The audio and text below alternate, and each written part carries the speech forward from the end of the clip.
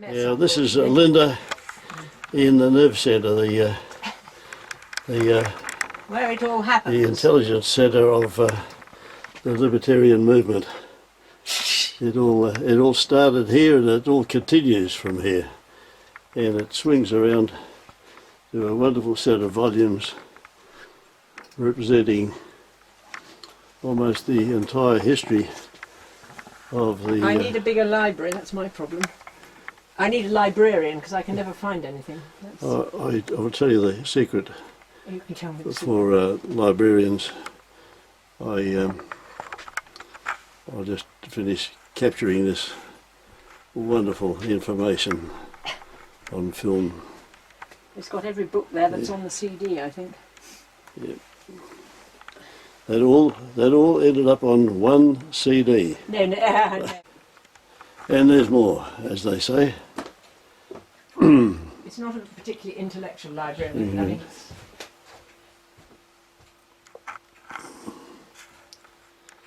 Wonderful, wonderful setting. Okay, now here we are in the wonderful English countryside at Bassett's Manor with Linda Whetstone, and I would imagine Linda and her husband Francis are kept very busy with this wonderful property you have here, and from walking around and inspecting I can see Linda has a very deep relationship to animals and in particular horses. Now Linda, tell me about your love of horses and your involvement with the Olympics, the 2012 Olympics. Well, I've always had an obsession with horses. I enjoyed having them, riding them, competing them. My father once said if only Linda hadn't discovered horses, she might have done something useful in her life. And more recently I've been involved with dressage and with the organisation of dressage in the UK. And I was fortunate enough to be one of the selectors, one of the small teams selecting our Olympic team for 2012, and we got a lot of medals, gold, silver and bronze, and that was a really exciting moment. Wonderful achievement. Yeah. It was, because we've only recently done any good at all. We've got one or two wonderful riders, entirely down to them, nothing to do with the selectors, but it's really good fun being part of something where we've got the animals that you love and people doing well and watching the tremendous harmony between them. Anyway, I think you've got a lot of passion in your heart, and I think the passion for animals does not even match the passion you have for the free market movement all around the world, and I've seen you at so many occasions in many and various countries exhibiting that passion you have. And let me ask how, through your network for a free society, your focus has been largely, as far as I can see, in doing hands-on work in the African nations and in the Arab nations. Now, what brought you to focus on those? Well, I've always been involved. I mean, I passionately believe that freedom is the only route out of poverty, and actually the only route for a free world. And so I've been a great promoter of freedom, trying to understand more about it, and trying to help other people who wanted to promote freedom.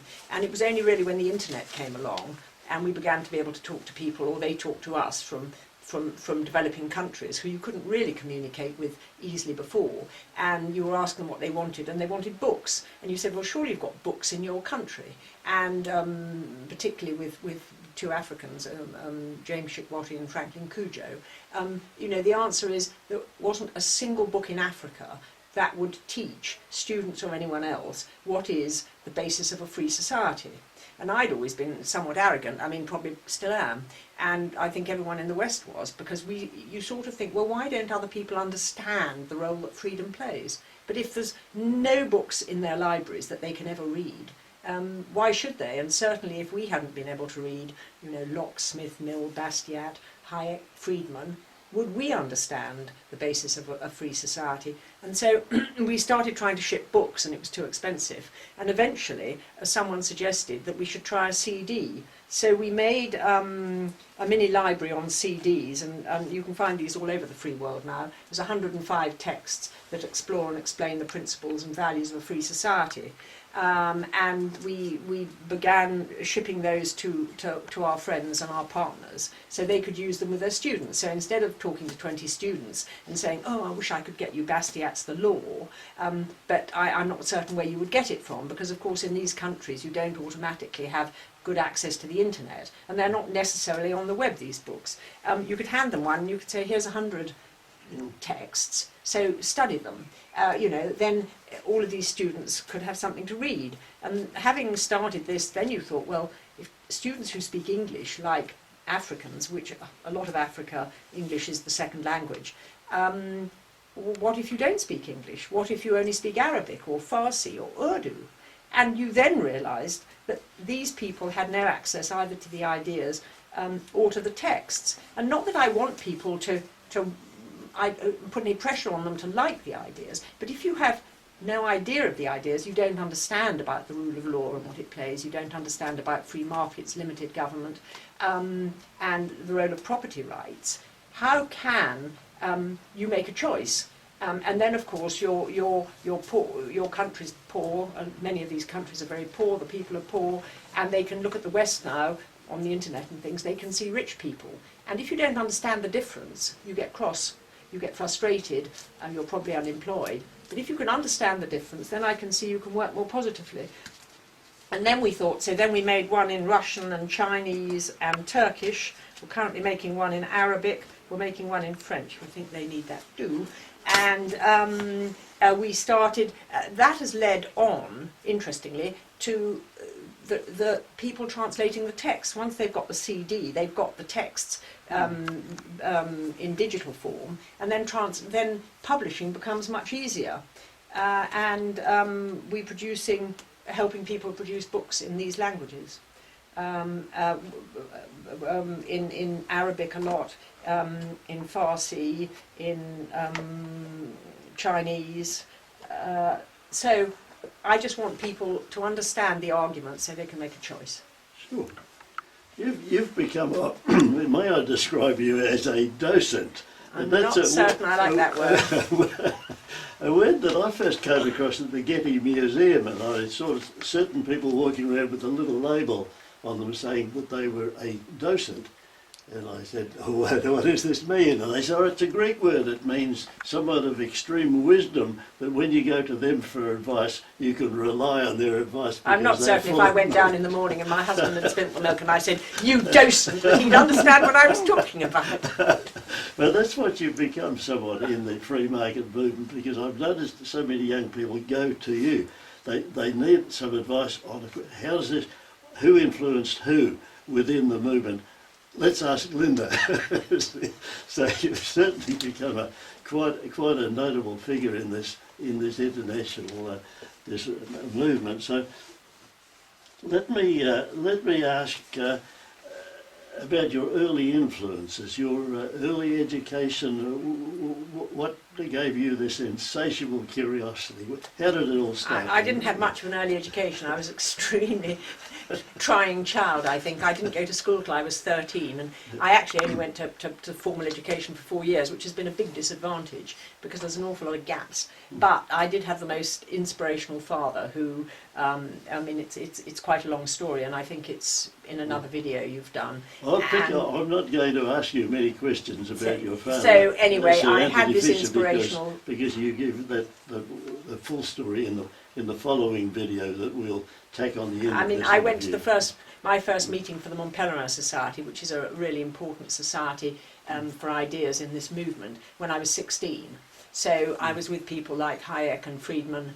I mean, very fortunately, because I was with my father, so I had a chance. I did have the chance to make a choice about these ideas because they were all around me.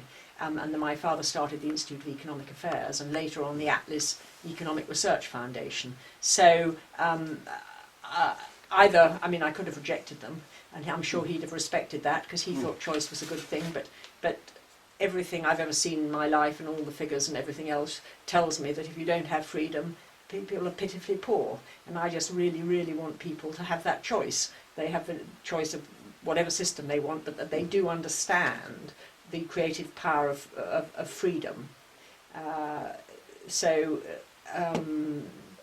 Did I answer your question? Not Yeah, sure. that's pretty good. And then you followed up with some formal education later in life. No, is no, it? not really. Yeah. I left sort of secondary school or whatever, high school, when I was 16 because I really didn't really much like that, and I went to Crammers in Oxford, and that lasted a year. And then a little bit later, I was sent by my father to, I think I was sent by my father. I think he thought a lot of distance between us would be a good idea, to a university in America, Rockford College in Illinois.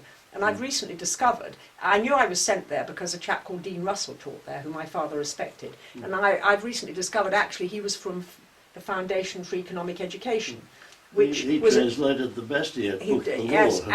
and the Foundation for Economic Education was very a sort of seminal part of my father's education in these ideas. So Dean Russell put up with me for 4 months, which was as long as I survived there, and that was the end of my formal education. And I mean, I have got a lot of gaps, and I do feel really weak in some respects. But anyway, Linda, don't feel too bad about it. Tell me now about the sort of portfolio of think tanks that your directorships and your involvements. well, I'm very, very fortunate. I've been on the board of the Institute of Economic Affairs, which was the sort of first free market think tank in London. And that's an inspiration. You've got very bright, very dedicated academics. You hear the arguments, and you can learn a lot from that. And I work quite closely with them. Actually, at the moment, I'm editing a book for them called Islam and Freedom. That's the working title, along with Nour El Hamouzi from Morocco. And it's going to be 10 papers or 9 papers on the relation on a free society, freedom within a Muslim society. So I'm doing that for them, and I do quite a lot of other things with them, and also with the Atlas Economic Research Foundation, which was created to help individuals form organisations, form little Institute of Economic Affairs all around the world, and they now work with about 400.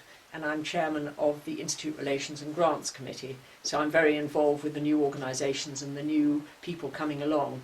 And I find that very, very inspirational. They do an absolutely wonderful job helping people who realise that freedom has something to offer in their country, helping them promote it. And I work with quite a lot of the groups. And then more recently, in October 2011, I was part of a group at a Montpellier Society meeting where we got 50 people for dinner, most of them Muslims, or from mainly Muslim countries, all of them classical liberals, or libertarians as you might say in America, classical liberals.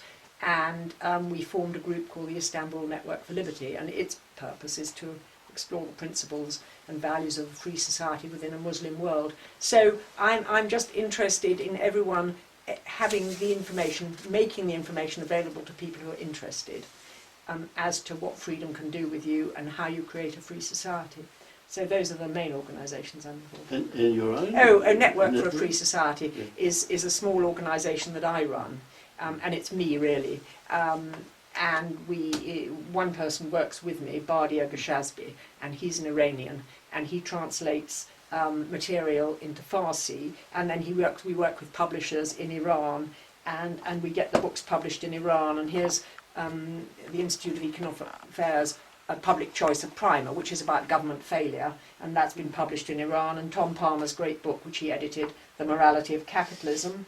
We're about to publish The Foundations of a Free Society, which is a wonderful new IEA publication, which for somebody who doesn't know about free societies sets out all the basics, written by Eamon Butler, who is very good at explaining these things. So that's about to be published in Iran.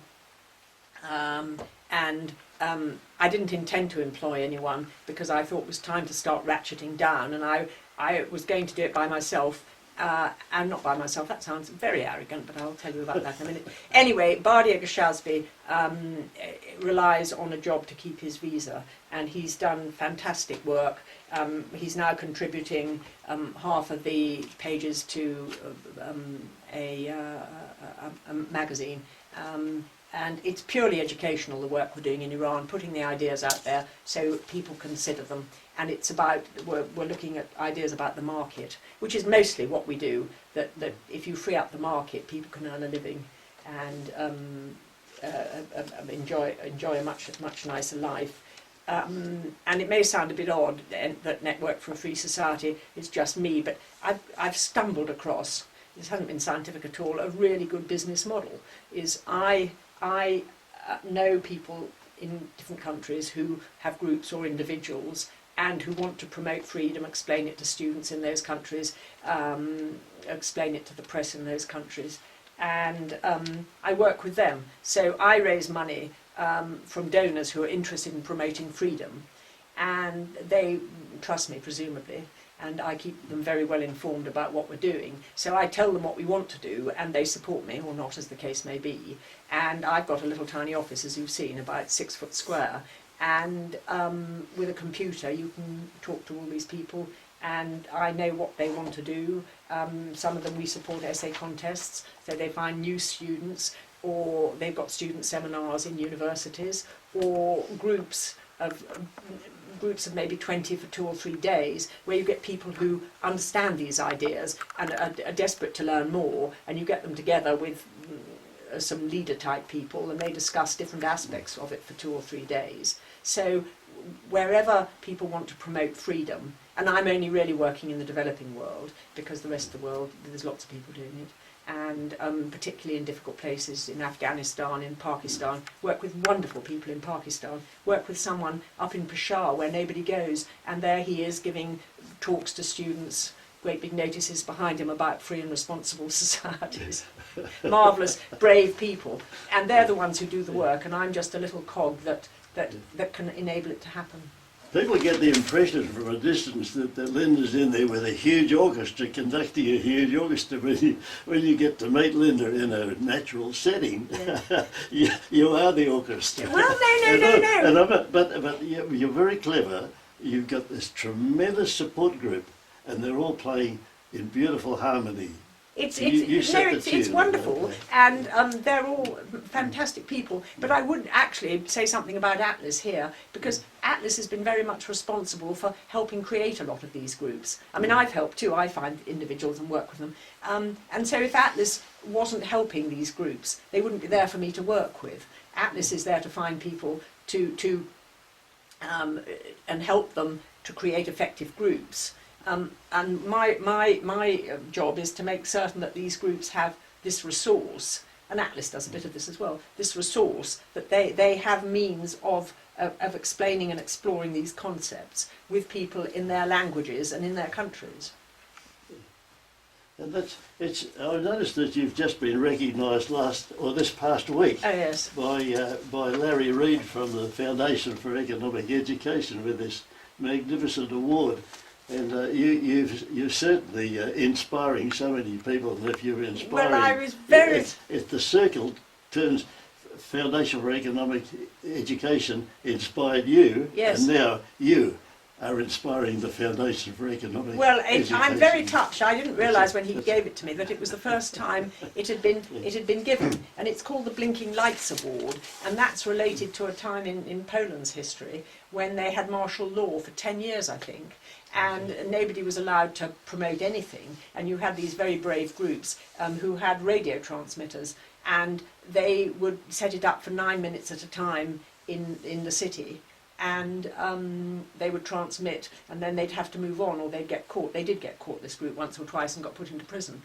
And one day they thought, I wonder how many people are listening.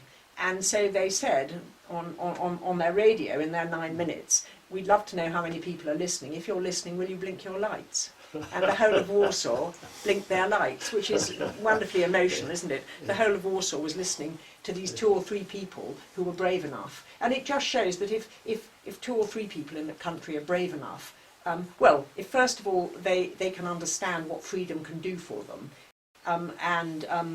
freedom doesn't... it's a complicated topic, but if they can understand what it can do for them, and they're brave enough, and honest and hard-working, that they can, you really can change opinions with not so many resources. Linda, thank you. That's the inspirational story of Linda Whetstone herself.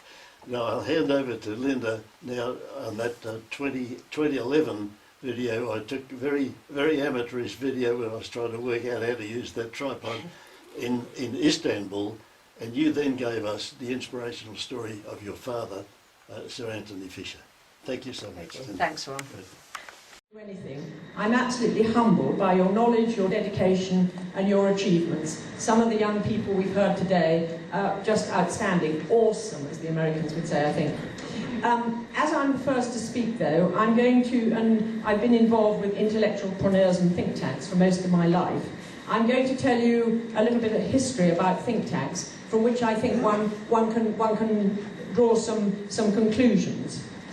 And my father and his younger brother were brought up by their mother, their father having been killed in the First World War, along with nearly all their uncles. When the Second World War started, they immediately joined the British Air Force, as they already had their pilot's licence. And early on in the Battle of Britain, my uncle's plane was shot down in front of my father, his brother dying in flames as he fell from his parachute. My father felt they had died to give freedom to others, but after the war, freedom was being fast eroded in a socialist Britain, and he could see that the communist threat would rival that of the Nazis that had just been defeated. He began to look for solutions. Then he read Hayek's Road to Serfdom in a condensed version in the Reader's Digest, and he was inspired. He went and found Hayek in the London School of Economics and asked him what to do, suggesting perhaps politics, only to be told by Hayek that society's course will only be changed by a change in ideas. First you must reach the intellectuals, the teachers and writers, with reasoned argument. It will be their influence on society that will prevail, and politicians will follow. So the challenge was set, and some 9 years later, in 1955, after establishing a successful business that would enable him to realise his dream, the trust deeds of the Institute of Economic Affairs were signed, known as the IEA in London. It was one of the first think tanks, possibly the first in the world, to promote the freedom of the individual and limited government. By a mixture of good judgment and good luck, the think tank was founded on a set of principles that really have withstood the test of time. It is completely independent of party politics, and one cannot stress the importance of this more strongly enough. Party politics always involve compromise at some point, and compromise and principle are a very bad mix if you want credibility. It was to be funded by many sources, so never reliant on one or a few big donors, and so susceptible to being persuaded to take a certain point of view, and it was never to accept government funding for that reason. Funding a think tank, as most of you will know, is a continual challenge. Like a hungry child, a think tank is never satisfied. The IEA was no exception, and to this day funding is still probably the biggest challenge. Another strength is its market-based solutions to social and economic problems have always been based on the research work of academics, and the publications were peer-reviewed, so they acquired the credibility of academic papers. This encouraged academics to work for the IEA for nothing, which always surprises me, because although we preach market economics, we don't often practice them in the think tank world in this respect. The finding of the IEA's authors were published, and still are, in short, simple booklets, without jargon, that are easily understood by laymen, and especially the press. This was helpful in persuading the press to review them, or cover the papers in their op-eds, etc., although to begin with, it was almost impossible to get any coverage at all. Then some management decisions turned out rather well. Ralph Harris, who was chosen as the first Director General, was a natural. He had been an academic and journalist, and my father had heard him speak years before and had mentioned his dream to him. Years later, when we were going through some IEA papers, which we had stored in our home, we found a letter from my father in 1956 to one of his colleagues. It said, if only we could find $700 a year or so, we could get Ralph Harris from Scotland to come and run the think tank. And they must have found the $700 because he came and ran it, but it does show what's happened to money in between. He was a great character, totally committed to freedom, intelligent, jokey, easygoing, wrote very well. But he picked an editor, Arthur Selden, who was totally different. He wasn't charismatic and he had the most terrible stutter, but he was a brilliant and somewhat ruthless editor, who persisted until the arguments were unequivocal and totally clear and easy to understand. I know. I wrote some papers for the IEA on agriculture when I was in my mid and late 20s, and I can remember that Arthur returned the first one to me no less than 7 times until he was satisfied with it. I was not so amused at the time, but I have been grateful ever since. Both Ralph and Arthur came from very poor backgrounds, which was also a strength for the IEA, particularly at that time. No one could say that it was easy for them to make the case for the market, because they had never known hardship. On the contrary, they had both known poverty for all of their young lives, and made the case for the market on the basis that it was the only system that gave poor people like them the chance to better themselves through their own efforts. The early years of the IEA were far from easy. The taunt from the opponents was that the IEA had hired the only 2 remaining free market economists in the UK. Norman Raquet, a wonderful economist and writer, wrote in The Economist in 1984, a lot later. I remember writing a polite review of the first publication of the IEA in early 60s, but saying privately the venture would fail. And that only a fool would write the second paper. And then I proceeded to write the second paper myself. So it was beginning to catch on. The first paper was interesting, and it taught us all a big lesson. Particularly my father, who liked things to be a bit more lively. And it wasn't what he thought it was a boring book about the evils of resale price maintenance, and that it wouldn't get anything to change and nobody would read it. Resale price maintenance enabled manufacturers to require all retailers to sell their product at the manufacturer's required price, so there was no competition. You can't really imagine it now, can you? That if you bought a Mars bar or a Kit Kat or something, whatever you bought, wherever you bought it in the UK, it would be the same price. You can imagine what it did to the economy, but it was fiercely resisted.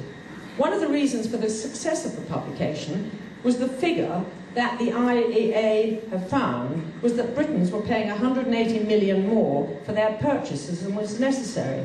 According to my calculations, which should never be trusted because I'm a lousy mathematician, that would have been $3.5 billion in today's terms. So they showed what a huge benefit this would be for most people if you could change this one seemingly innocuous little piece of legislation. And it was really a big success, and the legislation was changed. But generally, it was not until the mid-70s that the IEA's views began to be treated more seriously. That was 20 years after it was first set up. So you who are starting out, just remember that. 20 years of being treated as idiots. Patience is much needed, and so most of you have got time. At this time, the UK economy had been brought to its knees by socialist policies. There were 3-day weeks, union troubles. At last, the British public were ready for a change, and the IEA had the papers ready. A politician called Sir Keith Joseph, been an admirer of the publications, and he introduced them to a young lady called Margaret Thatcher. The rest, as they say, is history. After her election, Mrs. Thatcher wrote to the IEA and my father saying, the IEA created the climate of opinion which made our victory possible. People now started arriving at my father's door to ask them how to repeat the process, and eventually the demand came so big that he set up the Atlas Economic Research Foundation. In between that, and having just lost most of his money, he set up the Manhattan Institute in New York and the Pacific Institute in San Francisco, for any of you who are American here, both now still well respected and effective. Many of you will know Atlas, which is in the business of helping intellectual entrepreneurs set up think tanks and promote the vision of a free and responsible society. And I'm sure many of you will have interacted with them. Indeed, the Association for Liberal Thinking runs one of their free enterprise training centres, which is why we're here today. So, from all those years back, my father's ideas and action is still changing the world. I should add here that he went to his first MPS meeting in the early 1950s, and as with so many others, it had a huge influence on him. Without Hayek and the MPS, the IEA would never have happened, and so much else would not have happened either. So my message is that 1, with patience and determination, one person, each of you, can make a big difference. 2, ideas do have consequences. We're in the business of ideas, and they can change the world. 3, an independent think tank is a really effective way of changing public opinion in favour of the creative power of freedom, which can alone deliver prosperity and peace. Good luck to you all in your efforts.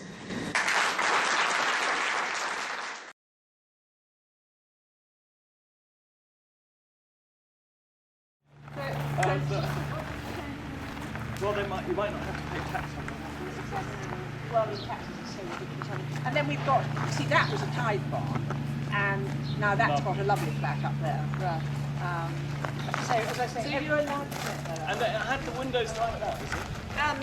I know, I'm Did sure you they put were, those in? that was there before we came, Right. and the previous owner must have got permission for it. Yeah. As I say, I didn't bother to go through the performance until I'd done it, and then I asked permission afterwards, Yes. which at that point wasn't illegal.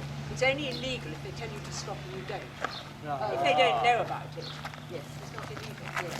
Let's find that neighbour. Oh, I tell you, they are here. We had a local councillor living, well, a Protestant councillor, but a different council. We had a councillor living in there who was on the planning committee. No. And his best friend lived there.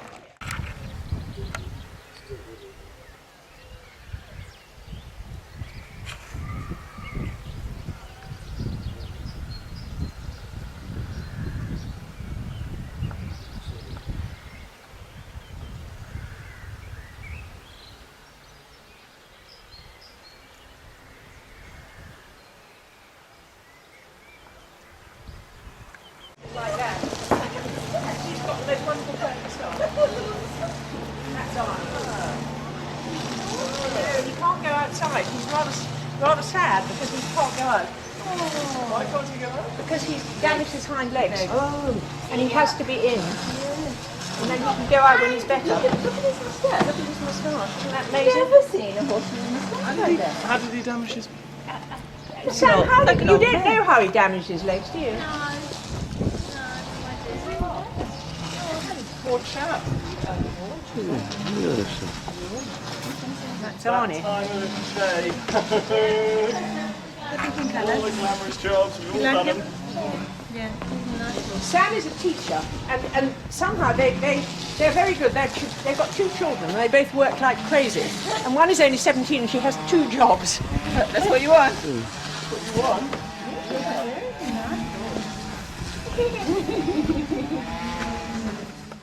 Yeah, but again, they pay quite good.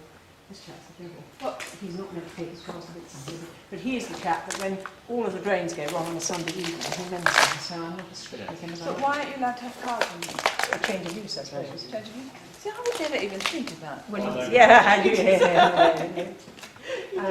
but it works really well. Everyone knows their property rights here. It's all written down. They've all got little maps. Yeah. And that's the hay for the ponies, and they post it through that little window. So it's a bit untidy, but that's how farms are. Brilliant. Come on then, round this way. And Francis never throws anything away, so when Francis is away, Ian gets going on everything. And then there's a big skid. Yes, try to clean it out. The trouble is, to make it clean anything out is the one thing you can do. Oh, tiny.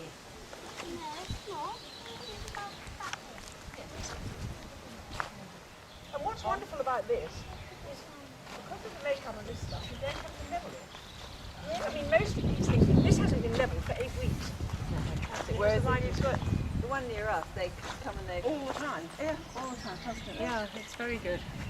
It's So a lovely Linda- place to be. How many acres have you got here then? About 235. Oh gosh, lots. Well, it isn't lots. I mean, Yeah. in terms of making money out of it. No. But this one under here, she won't actually do anything. You'll go wrong, that's all. And then hers has to come down here. Right, okay, Emma, you can help me. Anything but this one.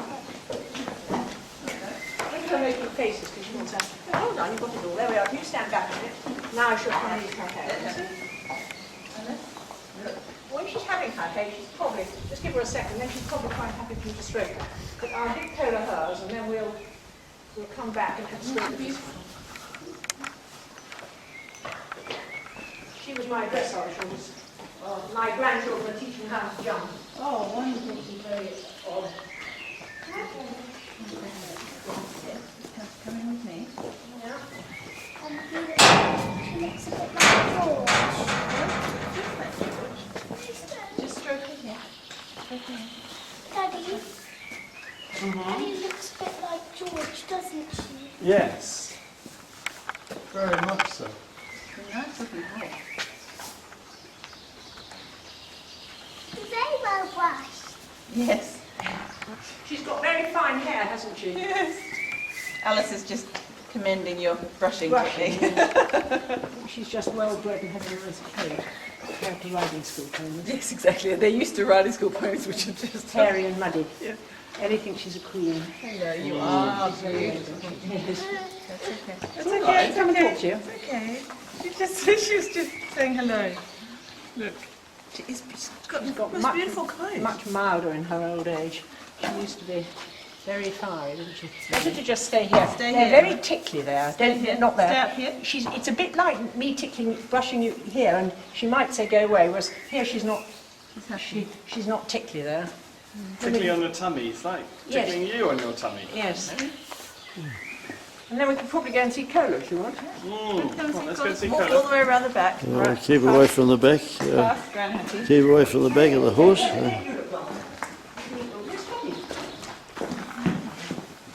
And then just come up, walk up by here first. Always come up by the front end, and then you can stroke on the shoulder. Cola, take a little Look at longer. those ears.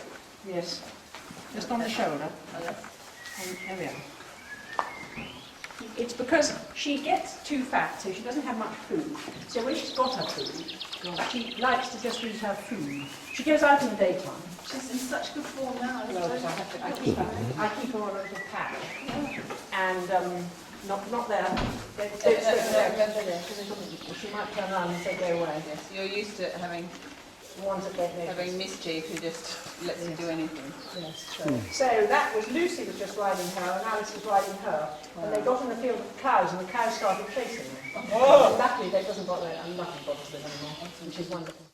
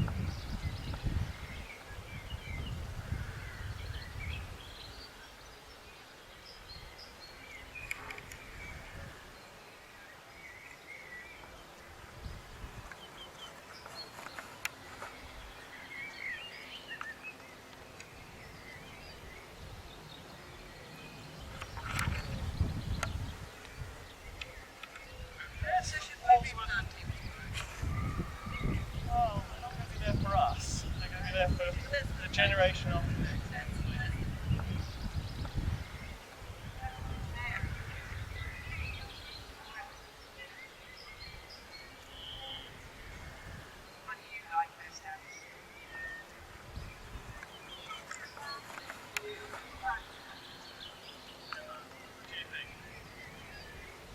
Russell looks to me like Lucy.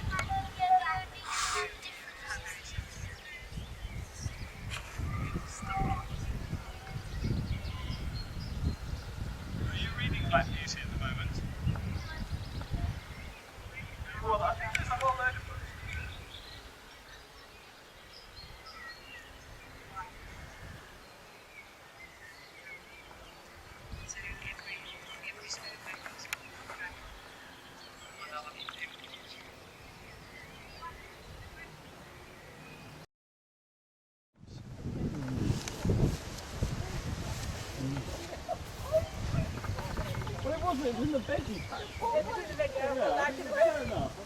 There you go.